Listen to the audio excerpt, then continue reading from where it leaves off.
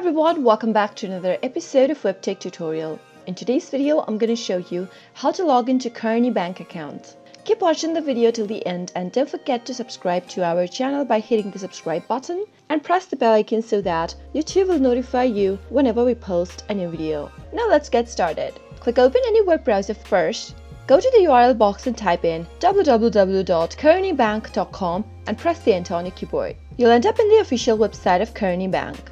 Now, in order to log in, go and click on the login button at the upper right corner. From the pop-up window, click on either personal banking category or business banking category. Choose your login type and enter your username and your password to log in. Type in your username and move on to the next field and type in your password. Double check your password by clicking on the eye icon at the right corner, which will help you reveal your password. If you've forgotten your password, click on Forgot Password link and follow the instructions to reset to your new password.